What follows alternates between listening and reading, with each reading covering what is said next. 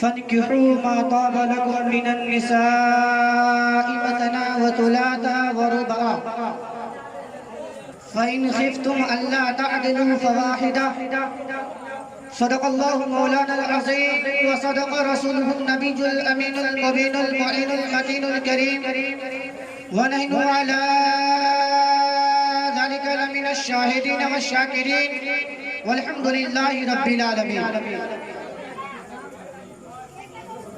بعد توحید کے متوالوں، شمع رسالت کے پروانوں، سیدی سرکار اعلیٰ حضرت پیر و مرشد حضور تاج الشریعہ کی محبت کو دل میں بسانے والوں، آئیے کچھ سننے اور سنانے سے قبل میں بہتر و مناسب ہی نہیں بلکہ لازم اور ضروری سمجھتا ہوں کہ ہم اور آپ سب سے پہلے آقائے نامدار، مدینے کے تاجدار، سید ابرار الاخیار حضور احمد مصطفیٰ محمد المصطفیٰ صلی اللہ تعالیٰ علیہ وسلم کی بارگاہ عالیہ میں درود شریف کا نذرانہ خراج عقیدت کے ساتھ پیش کریں.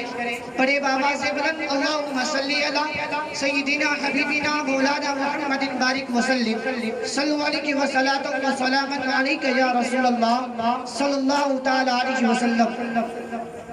شاعر کہتا ہے مومنوں زندہ کرو سنت رسول کی، تیرے گھر میں ہوگی پھر برکت رسول کی، اور کامیابی تجھ کو ڈھونڈے گی اے رضا، یاد رکھ گر تو نے اپنا لیا سنت رسول کی. حضرات محترم، وقت کی قلت دامنگیر ہے، اسی لیے میں اپنے موضوع پر چند روشنی ڈالنے کی کوشش کروں گا اور آپ لوگوں کے روبرو نکاح کی عظمت، نکاح کی برکت، نکاح کی رحمت، نکاح کے بلندی مرتبت کو آپ لوگوں کے روبرو پہنچانے کی کوشش کروں گا.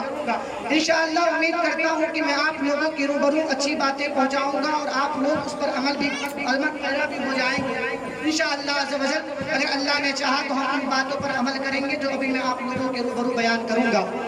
حضرات محترم، سب سے بڑی خوش نصیبی کی بات تو یہ ہے کہ رب قدیر نے ہم لوگوں کو امت محمدیہ صلی اللہ تعالیٰ علیہ وسلم میں پیدا کیا. رب قدیر نے ہم لوگوں کو مذہب اسلام عطا کیا، ہم لوگوں کو مسلمان کے گھر میں پیدا کیا.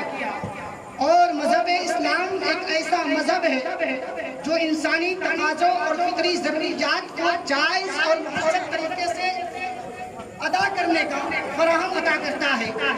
انہی فطری ضروریات میں سے ایک اہم ضرورت، ایک اشد ضرورت نکاح ہے.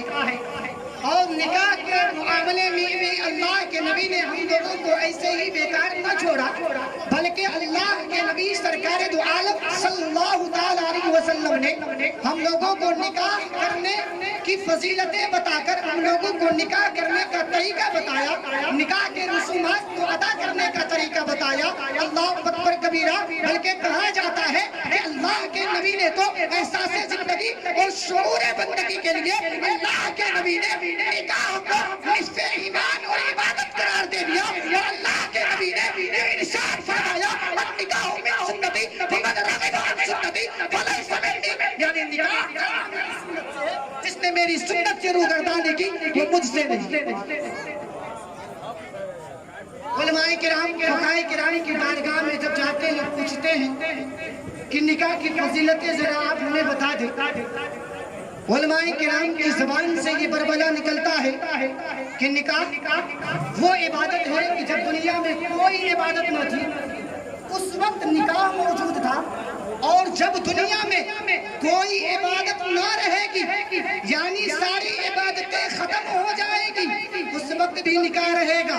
یعنی یہ کہ سب سے پہلا نکاح حضرت آدم علیہ السلام کا اما حضرت حوا رضی اللہ تعالیٰ عنہا سے ہوا، وہ جنت میں ہوا.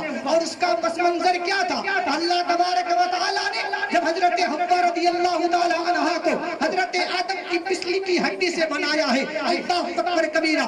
آپ نیند کی حالت میں ہیں، آپ کی جب آنکھ کھلتی ہے آپ غفلت کی حالت میں اپنے دست مبارک کو حضرت حوا کی طرف بڑھانے کی کوشش کرتے ہیں. غیب سے آواز آتی ہے اے آدم تم انہیں نہیں چھو سکتے ہو، تمہیں انہیں چھونے کی اجازت نہیں ہے. حضرت آدم بارگاہ الہی میں عرض گو ہوتے ہیں اے پاک پروردگار عالم میں انہیں کیوں نہیں چھو سکتا، مجھے انہیں چھونے کی کیوں اجازت نہیں ہے، لیکن کیوں میں نہیں چھو سکتا؟ اللہ تبارک و تعالیٰ ارشاد فرماتا ہے اے آدم سن لو اگر تمہیں انہیں چھونا ہے تو ان کو چھونے کے لیے تمہیں ان سے نکاح کرنا ہوگا. اور پھر حضرت آدم بارگاہ الہی میں عرض وہ ہوتے ہیں اے پاک پروردگار عالم میں تو جانتا نہیں نکاح کون سا عمل ہے, ذرا تو بتا دے کہ نکاح کیسا عمل ہے. اللہ تعالیٰ فرماتا ہے اے آدم سن لے تمہیں اسے دین مہر دینا پڑے گا. اب حضرت آدم عرض وہ ہوتے ہیں اے پاک پروردگار عالم ذرا یہ بھی تو بتا دے دین مہر کیا ہوتا ہے. حضرت آدم سے اللہ فرماتا ہے اے آدم سن لے تمہیں انہیں 10 درہم دینا ہوگا.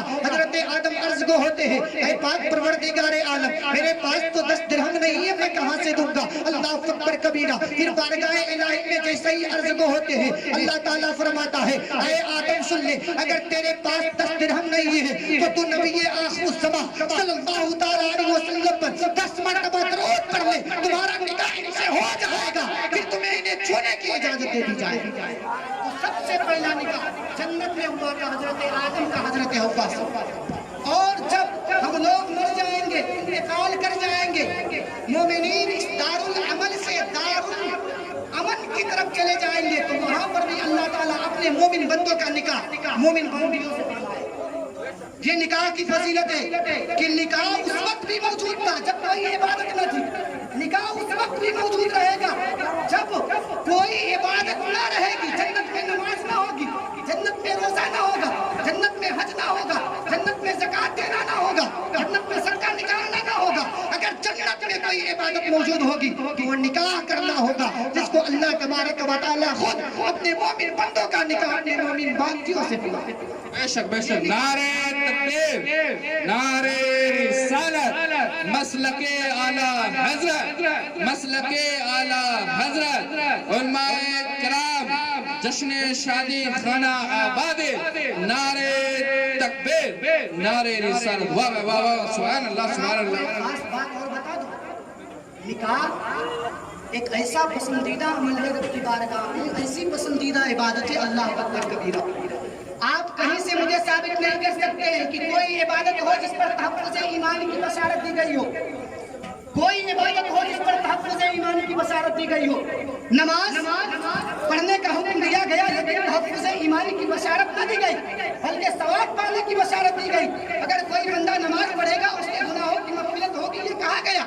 رب کریم نے خود فرمایا ان الصلاۃ تنہی عن الفحشاء والمنکر. مطلب حج کر, اگر کوئی بندہ حج کرے تو اس پر بھی تحفظ ایمان کی بشارت نہیں کہ بندہ حج کر لیا اس کا ایمان محفوظ ہو گیا. ہو سکتا ہے حج کر کے آئے اس کا ایمان برباد ہو جائے, کوئی غلط کام کر لے جس کی وجہ سے اس کا ایمان چلا جائے. تحفظ ایمان کی بشارت نہ دی. روزہ رکھنے کا حکم دیا, اللہ تعالیٰ نے ثواب پانے کی بشارت کو دی. اگر تم روزہ رکھو گے تو تمہاری نفسانی خواہشات جب ٹوٹے گی تو تمہیں ثواب دیا جائے گا. اور ثواب کب تک دیا جائے گا؟ جب تم سحری کھاؤ گے اس وقت سے لے کر افطاری کے وقت تک ہر لمحہ تمہارے نامہ اعمال میں ثواب کا اضافہ ہوتا رہے گا. مطلب یہ کہ کوئی عبادت نہیں جس پر تحفظ ایمان کی بشارت ہو, صرف ثواب پانے کی بشارت کو دی گئی ہے. لیکن قربان جائے نکاح کی برکت اور رحمت پر اللہ اکبر کبیرہ. میرے نبی پاک نے تو خود نکاح کرنے کو آدھا ایمان قرار دیا ہے اور آپ نے خود نکاح کرنے کے عمل کو تحفظ ایمان کی بشارت دے دی ہے. یہ ارشاد فرمایا ہے اذا تزوج العبد فاستكمل نصف الایمان وفليتقي في النصف الباقي. یعنی جب کوئی بندہ نکاح کر لیتا ہے تو گویا کہ اس کا آدھا ایمان محفوظ ہو جاتا ہے. اب چاہیے کہ وہ آدھے ایمان کے معاملے میں اللہ یہ نکاح کی فضیلت کر رہا ہوں ختم حضرت, میں بھی کا لحاظ رکھ رہا ہوں. اور آگے ایک بات اور بتاتا چلا, عبادت کوئی بندہ کرتا ہے تو ثواب کب سے کب تک ملتا ہے؟ شروع عبادت سے لے کر, کوئی بھی عبادت شروع عبادت سے لے کر جب تک کہ وہ عبادت ختم نہ ہو جائے اس بندہ کے نامہ اعمال میں ثواب کا اضافہ ہوتا رہتا ہے. مثلا اگر کوئی بندہ نماز پڑھنا شروع کیا تو اب تکبیر تحریمہ جیسے ہی اس نے کہی, تکبیر تحریمہ سے لے کر سلام پھیرنے تک اس کے نامہ اعمال میں ثواب کا اضافہ ہوتا رہتا ہے. حج کرنے کوئی بندہ گیا, اگر 15 دن میں واپس آ گیا, گھر سے وہ نکلا ہے, گھر سے جیسے ہی حج کے ارادے سے نکلا اس کے نامہ اعمال میں ثواب کا اضافہ ہونے لگا. اس کے نامہ اعمال میں نیکیوں کا اضافہ ہونے لگا. اب 15 دن میں واپس آیا. اس وقت تک یعنی 15 دن میں ایسا کوئی لمحہ نہیں گزرتا جس لمحے میں اس کے نامہ اعمال میں ثواب کا اضافہ نہیں ہوتا. 40 دن میں واپس آیا. 40 دن تک اس کے نامہ اعمال میں ثواب کا اضافہ ہوتا رہتا ہے. لیکن قربان جائیے نکاح کی عظمت پر. نکاح آدھا گھنٹہ کے لیے نہیں ہوتا ہے. نکاح 5 منٹ کے لیے, نکاح 1 یا 2 یا 3 سال کے لیے نہیں ہوتا ہے, بلکہ نکاح تو پوری زندگی کے لیے ہوتا ہے. اور فقہا فرماتے ہیں جیسے ہی لڑکا نے قبول ہے کہا ہے اسی وقت سے اس کے نامہ اعمال میں نیکیوں کا اضافہ ہونے لگتا ہے. اور یہ اس وقت تک ہوتا رہتا ہے جب تک کہ وہ لڑکی اس کے نکاح میں باقی رہتی ہے. اللہ اکبر کبیرہ. اب وہ بندہ نکاح کر لیتا ہے, قبول ہے کہتا ہے, اب اس کے نامہ اعمال میں ثواب کا اضافہ ہونے لگتا ہے. اٹھتا ہے تو نیکیاں لکھی جاتی ہے, بیٹھتا ہے تو نیکیاں لکھی جاتی ہے, باتیں کرتا ہے تو نیکیاں لکھی جاتی ہے. لیکن شرط کیا ہے؟ شرط یہ ہے کہ کوئی بندہ نکاح اس لیے نہ کیا ہو کہ نفس کو سکون مل جائے, اس لیے نکاح نہ کیا ہو کہ کسی کے جسم کے ساتھ کھیلنا مقصود ہو, اس لیے نکاح نہ کیا ہو کہ صرف شادی کے رسومات ادا ہو جائے, بلکہ نکاح اگر کیا ہو تو سنت رسول کی ادائیگی کے لیے کیا ہو. خدا کی قسم کھا کر کے کہتا ہوں, میرا ایمان کامل کا کہتا ہے, اللہ کے نبی کا ارشاد ہے کہ جب کوئی بندہ سنت رسول کی ادائیگی کے لیے اگر نکاح کرتا ہے تو اس کے نامہ اعمال میں اس وقت تک کے نیکیوں کا اضافہ ہوتا رہتا ہے جب تک کہ وہ لڑکی اس کے نکاح. بس اور کیا ہو گیا ہے؟ لوگ سنتوں کو چھوڑ کر, بس ایک بات بتا دوں پھر میں اپنی تقریر کو ختم کرتا ہوں. آج کا ماحول کیا ہو چکا ہے؟ لوگ سنتوں کو چھوڑ کر بڑے بڑے ہوٹلوں میں شادیاں چاہتے ہیں, کہتے ہیں ہم وی آئی پی ہے. وی آئی پی کا مطلب کیا ہوتا ہے؟ ویری امپورٹنٹ پرسن, یعنی مہان آدمی, کامیاب آدمی. اور ہوٹلوں میں شادی کر کے سنتوں کو چھوڑ کر کہتے ہیں ہم وی آئی پی ہیں. ارے ہم نے لذیذ کھانا تیار کروایا, وہاں کھڑے ہو کر کے کھاتے ہیں, کہتے ہیں ہم وی آئی پی ہیں. وہاں کھڑے ہو کر طرح طرح کے پکوان کھاتے ہیں, کہتے ہیں ہم وی آئی پی ہیں. ارے وہ وی آئی پی اپنے آپ کو کہنے والے کان کھول کر کے سن لو.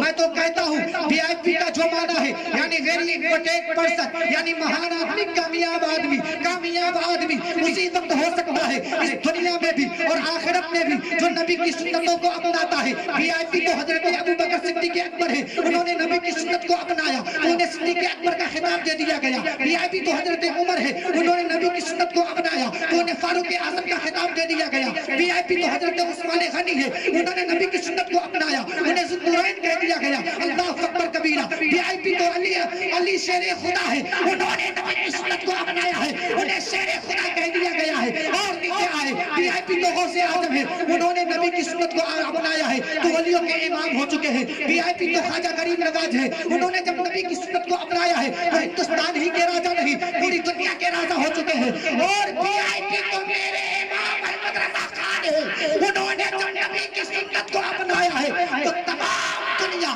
پوری دنیا میں انہیں اعلیٰ حضرت کے نام سے پہچانی جانے لگی ہے. وی آئی پی تو میرے حضور تاج الشریعہ ہے کہ جب انہوں نے نبی کی سنت کو اپنایا اور حق کی آواز اٹھائی تو آج بچہ بچہ حضور تاج الشریعہ کے نام کا گنگاتا ہوا نظر آتا ہے.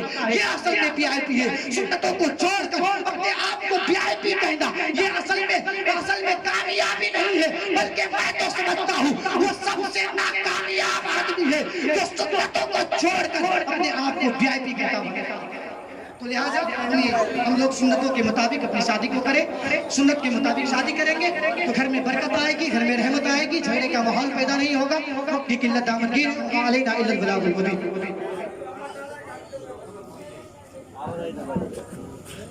مجھے یقین ہے سارا سماج بدلے گا, طریقہ بدلے گا.